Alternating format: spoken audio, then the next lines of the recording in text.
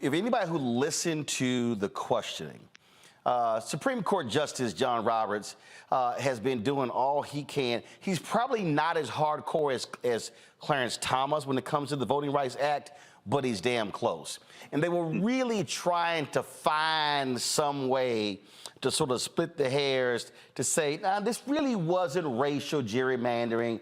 It really was partisan, and they've already ruled, hey, we ain't got to say so in partisan gerrymandering. And so they were trying to find a way to get to that conclusion. And the questioning, agree, disagree?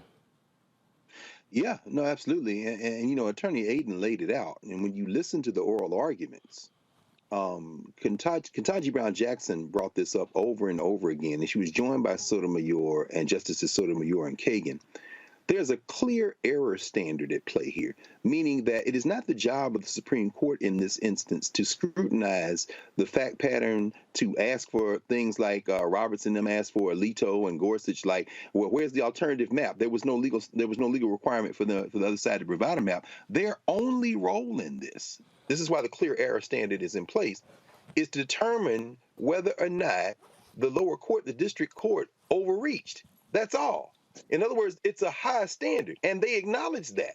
So if they're going to retry the case, which is what Brown Jackson, KBJ, was saying, they have overstepped the boundaries. The second issue, which is what Clarence Thomas asked about in orals today, was, you know, if we do decide that this was a political gerrymandering, what about the idea, as Attorney Aiden said, that they moved black Democrats instead of white Democrats?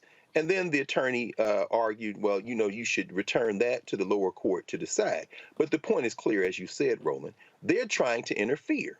And they're going to use the idea that you can't disentangle race from politics to do it. And Mignon, what I found to be just really interesting is when you, I love these conservatives who say we're tired of legislating from the bench. That's what this court has been doing. I mean, you look at the Dobbs decision. The fact of the matter is, the Mississippi case, they brought that case. They were not asking to overturn Roe v. Wade. This court decided to go further than what the case was presented before them. This is what this six conservative majority Supreme Court, this is what they've been doing. Right. You know, when I was listening to your guest earlier, I was very concerned about the fact, or thinking that the court itself has been so heavily politicized now, right? And the fact that we have these extraordinarily important cases moving forward that would afford basic rights to vote for Black people in this country is actually quite terrifying when you think about it. I don't know how they work themselves out of this predicament, the Supreme Court, that they have, because it's almost as if at this point in time we expect them to have this sort of partisan sort of approach as opposed to the objective Supreme Court justice that we expect. So this is really disturbing and quite terrifying, quite frankly. And they are who they are, Lauren. And the bottom line is they are right-wing zealots. That's what they are. And what's crazy is they are so right-wing that they've damn near made John Roberts a moderate. Right. Yeah, no, that's true. It is funny, isn't it, that John Roberts looks like the moderate person he did during the healthcare debate and now during this. Of course, when you have Clarence Thomas sitting around, that is going to happen. I mean, this is a district packing case. That's what this is. They moved all the Black voters in the Clyburn's district, knowing full well that Clyburn would have a 50% Black district, which he does not need to win. We had a similar situation in Virginia where you have some of these Black lawmakers who want to have these 60, 70% Black districts. You don't need that. And when you spread the Black voters around the other districts, what happens is it empowers all the Black voters in the entire state. So obviously, this Supreme Court is well aware of that. They're well aware of what this decision will mean for Congress. They're well aware of what the breakdown in Congress is, and the Alabama case and all the rest of it. And we're at that tipping point where the geography in this country is becoming more Black and brown. They're well aware of all of those things. So just like in the Dobbs case, no matter what the question is, the answer is going to probably be something that empowers the Republican Party. I mean, it is a district packing case. It's a district packing case like we've seen decades and decades before. And I want to pick up on that point right there, Greg. When I was doing Washington Watch on TV One, that was 2009 to 2013. I can't remember the year, but Cornell Belcher, a Democratic pollster, was on the show. And he said, we really need to stop talking about trying to guarantee black districts. And people were like, Cornell, what the hell are you talking about? Cornell said, listen, if you look at the data, and the reality is, if black people are voting 90+% for Democrats, he said, we want power. So that means, he said, we should be looking at how do we spread African Americans out to more districts in order for us to impact the election of those members. In fact, in Texas, when Tom DeLay was in the congressional leadership, when Texas chose to do a redistricting, and normally it happens right after the census. No, they did it in the middle of that 10-year period. Yes. What did they do? They specifically targeted white Democrats in Texas like Martin Frost.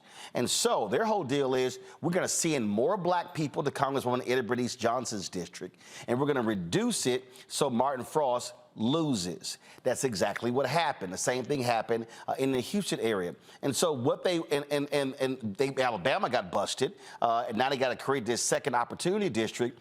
And so the reality is, if you have districts that are 45, 48% African American, the black candidate is going to win. Okay, it's going to win.